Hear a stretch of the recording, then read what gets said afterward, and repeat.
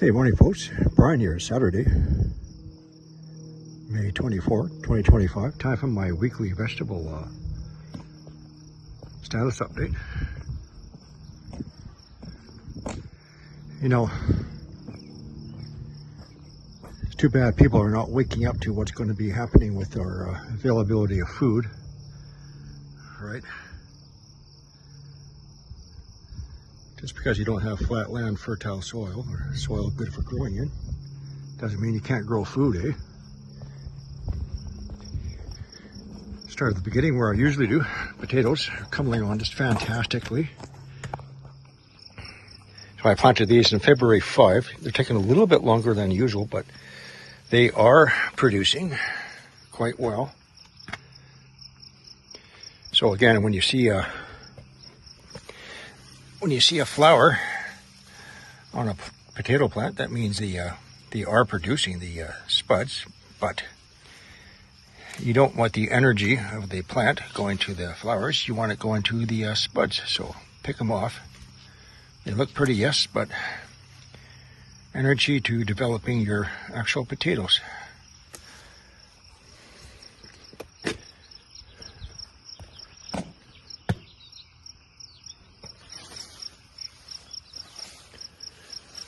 And absolutely no indication of any disease.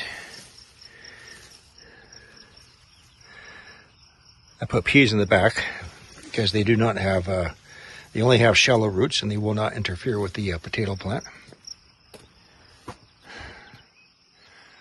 Perry the pear tree.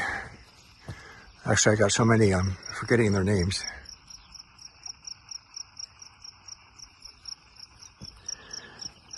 Chili peppers. Cayenne and basket of fire.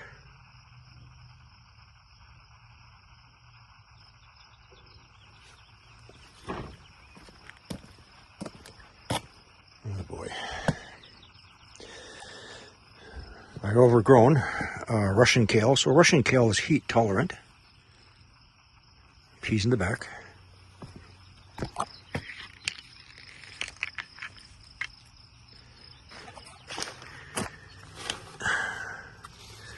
Aphids like the underside of the leaves.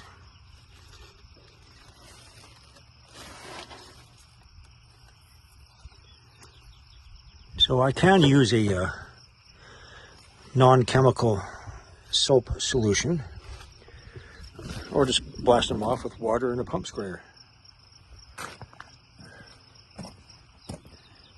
Beets, and the sun is getting intense, so pretty soon I have to close my lids, because this is UV burn.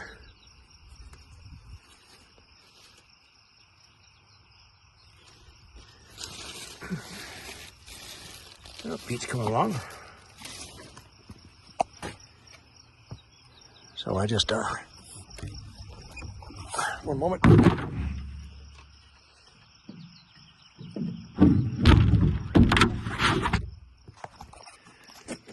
So I closed them so they're protected. Oh, this is Pauline the pear tree now.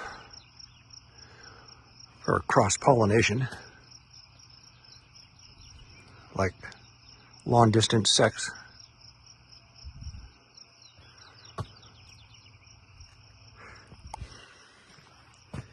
More kale. There you see aphids. No big deal. No part of growing your food is pest control.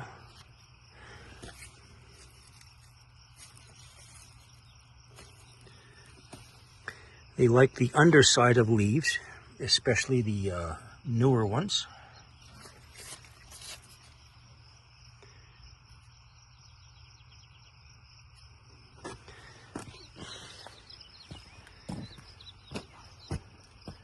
Swiss chard. Starting to get too hot for it. More potatoes. Planted these in March.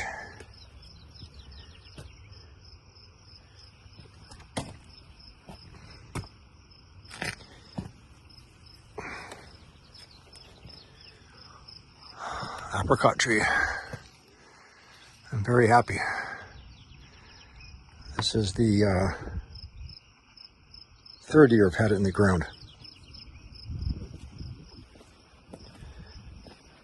So actually before I had stairs in between each box. I have to board them up at night so the marmots don't get in. So it was a lot of work each night. So what I did is I simply closed them up, boarded them off, siding, filled it in, and planted my fruit trees in here about 3 years ago. Before I put the dirt in here, I just took out the siding.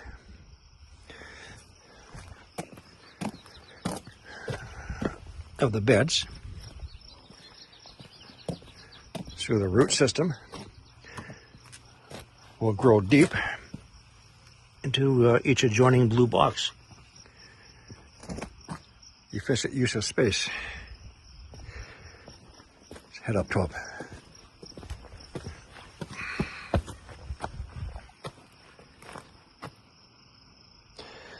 I gotta put chicken wire and everything to make sure the marmots don't get in. I designed these with the back angle on the purpose so I can get in from the back. And any trellising of tall vegetables like peas can come up the back. Oh yeah, baby.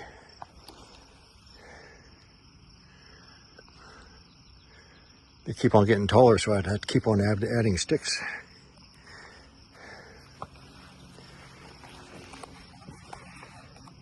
So somebody asked me, how do I water all my plants? So we're only allowed to use our hose bib water tap twice a week. But I fill up my containers, and that allows for the gas from the chemicals they use to evaporate out of the water.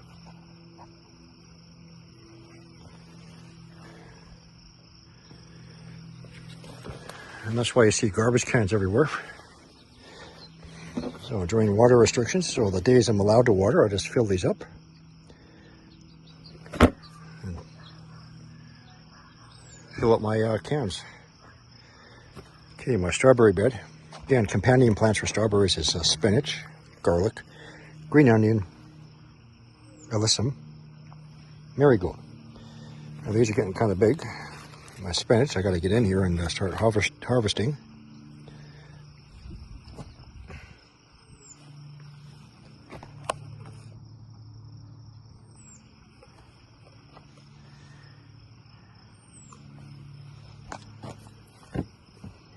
I had to put up bird netting here because the birds found my stash.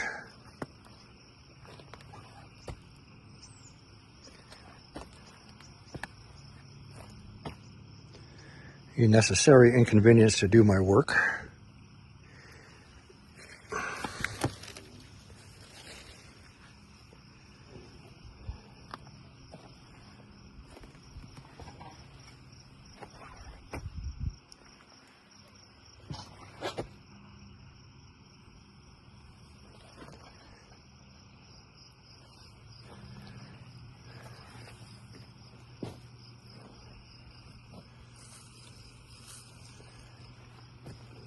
It's actually going to get up to 28 degrees Celsius tomorrow.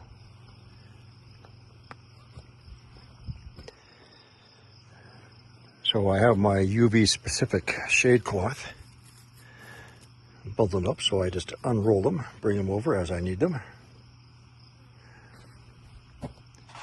Same thing for my main canopy.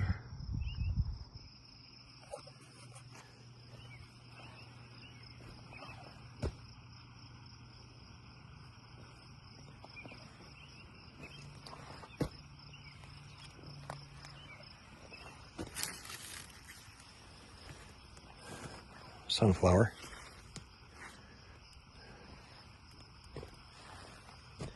More potatoes.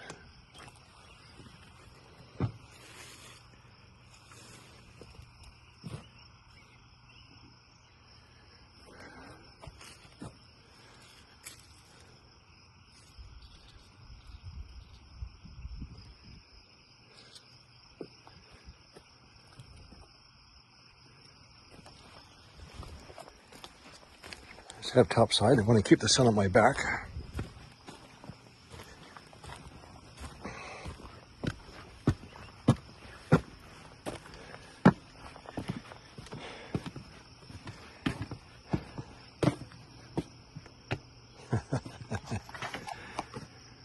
So this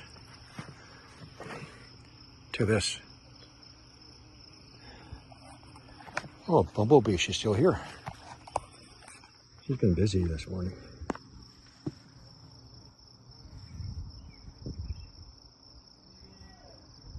Okay, Mama. I'll be out in a minute.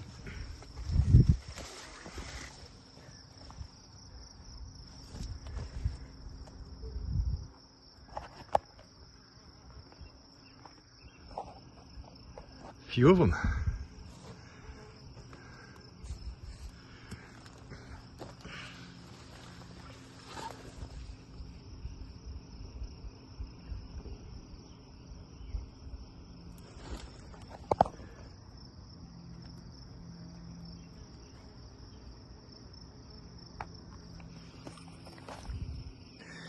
As you can see, I use a lot of pots, as much as I can. Potatoes.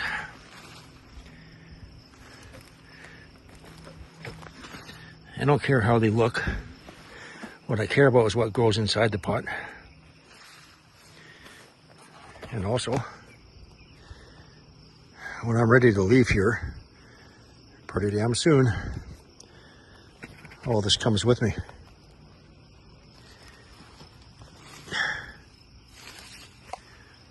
Pulled some carrots yesterday and amended the soil and put in some bush cucumber.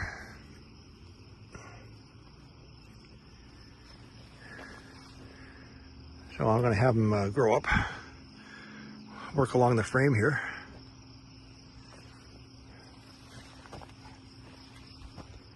Who are you? What was your name? Peter the pear tree?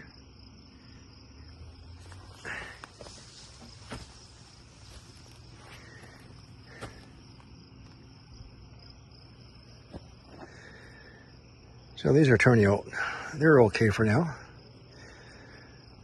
Normally if you're using a tower garden, the pockets should be 8-inch pockets, but these aren't, but they'll work.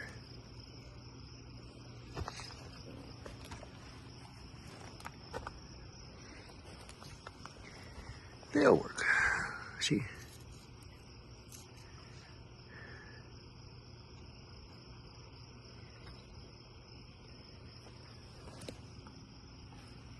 Oh, yeah.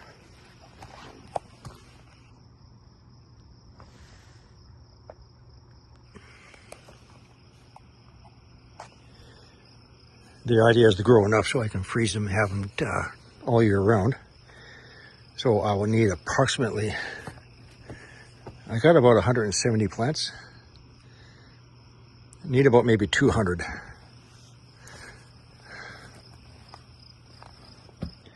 Of course, we eat them when they're in season, but again, just store them, freeze them.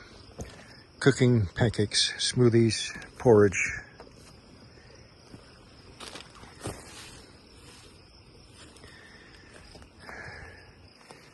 Even use square tubs. Even a Walmart shopping bag.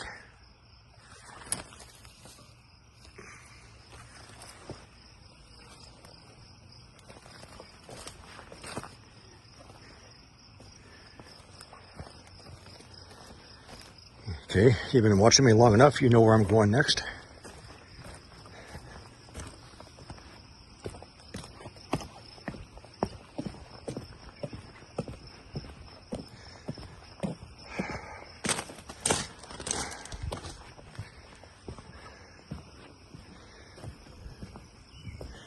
My main greenhouse slash winter man cave.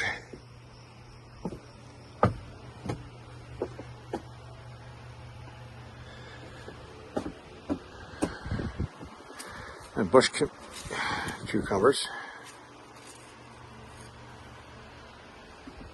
I'm going to fill these pockets up with some strawberry plants. Chicago pickling cucumbers, the small variety. So I'll probably trail them up and then let them dangle down.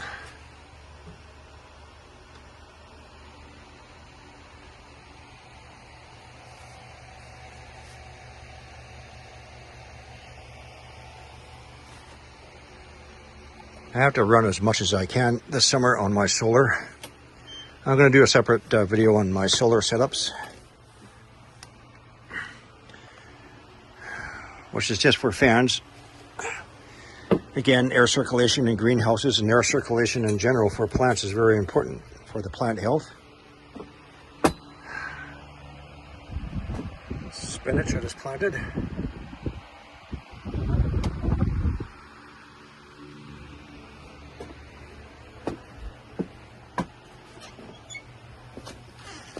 So my next greenhouse, I initially built this up as just a simply 8-foot square bed, but then I decided to put a housing on it. But because I'm too close to the side property line, and you do have to know your regulations and bylaws, I have to stay under 6 foot, I think it's 6 foot 4 inches. So I just built this housing on top of it, which has worked out very good over the years. Oh, fan.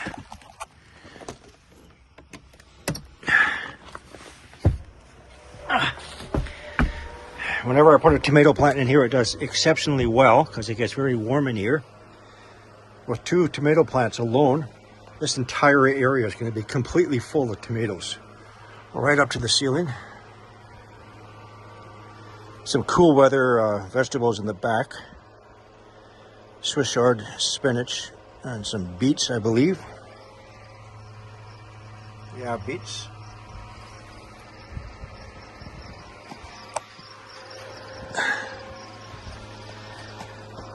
Got nowhere to put these potted peppers, so I just put them in here for now. Strawberries out front. Okay. Get my arthritic bones out of here.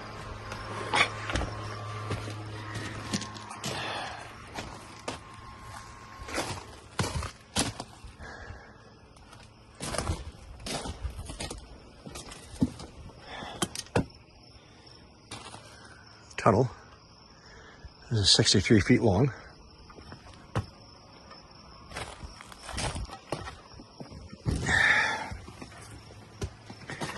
You got cucumbers in here. It's one thing if you're using popsicle sticks and felt or pan or whatever, after a while it fades out and you have no idea what you planted. So this is a straight 8 cucumber. I usually keep everything in the logbook anyway. English cucumber.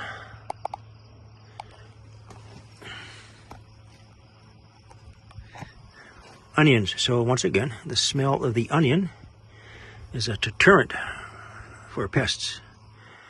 So they're cheap to plant. Put them everywhere.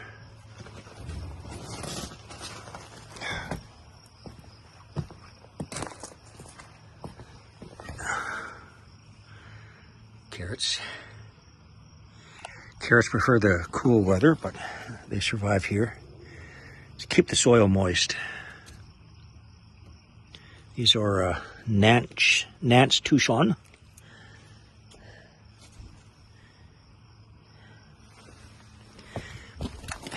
And again, onions in between. So the companion plant for carrots is onions. Aphids do like carrots, but they don't like the smell of onion.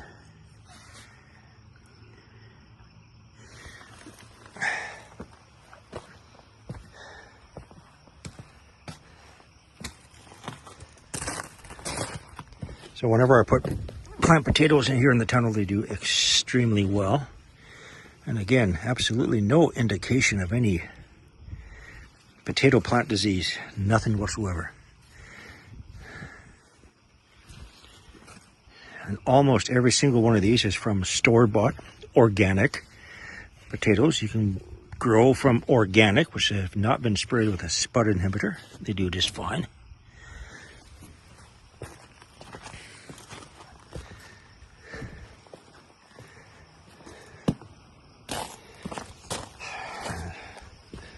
I still got to get in here. My spinach is gone. It's going to seed. I got onion in the middle, bulb onion. So I got to get in here and pull these out, amend the soil, and figure out what I'm going to put in here. So normally when you plant a root vegetable, like beets, carrots, potatoes, your next planting, succession planting, you don't want to put another root, but you want to put something else that's going to put nutrients back into the soil, like spinach. Very good for putting nutrients into the soil. So after I harvest these spinach, I'll put a root vegetable in here. I like beets in my smoothies. Beets is anti-cancer or cancer-fighting properties. So one good-sized beet every day in a smoothie. 365 plants I need.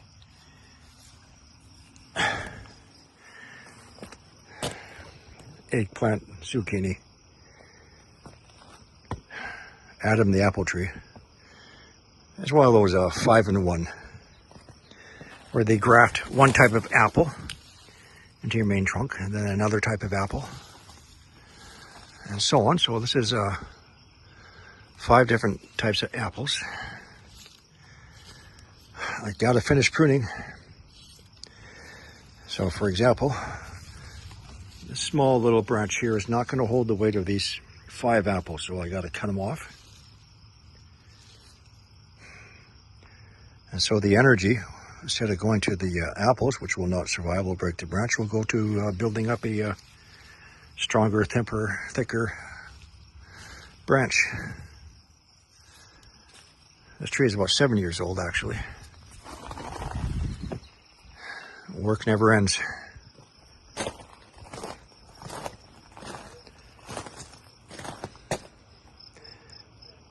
Same thing with blueberries. I always have 1 year's worth in the freezer. Nice. This was my investment last fall. A whole bunch of large mature blueberry bushes. I got about 23 plants. That is not enough to grow enough for all year, but it is a very good start.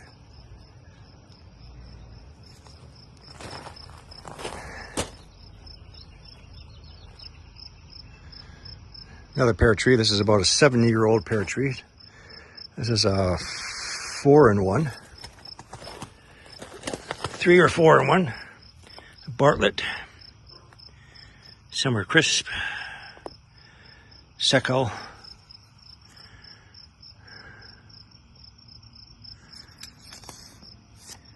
It's 3 or 4.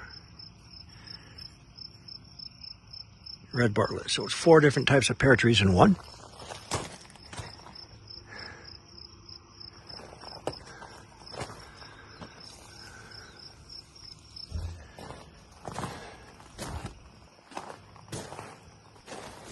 So once again, when you buy a new fruit tree, you cannot allow them to go to fruit bud for the first 2 years. You need the energy of the plant to establish a firm root base and strong limbs. People get sad and depressed when they buy a fruit tree and they think the next summer they're going to be eating a bunch of fruit. Sorry, no. So year 3, depending on the strength of the plant, you can maybe keep a dozen fruit on.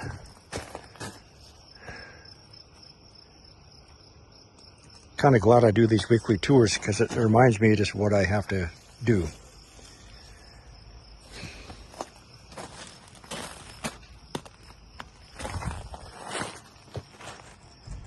My shade umbrella. These things are kind of cool. So they have a little mini solar panel on the top for LED lights inside.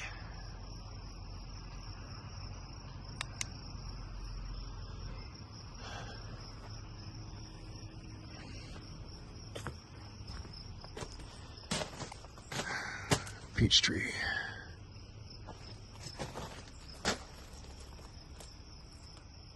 So I'm an authorized licensed microgreen grower, and I spoke to the city, and they amended my business license so I can sell to include vegetables.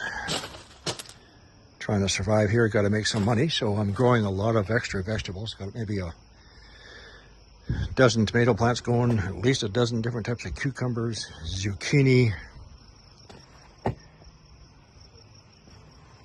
so on. I'll show you one experiment. So I got a bunch of cedars there, and I cleaned out all the dead leaves, put them in a Walmart shopping bag, grow potatoes in. Just make sure you water them enough and add your potato fertilizer, and I think it's going to work.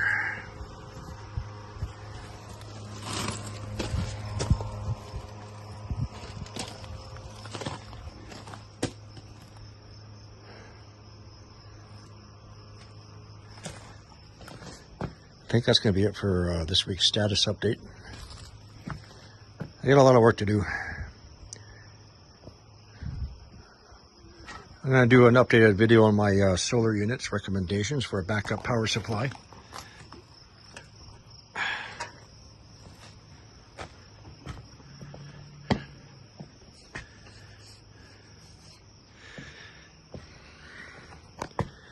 I've already did my milk and yeast fertilizer. I will include the ingredients in the description box of this video.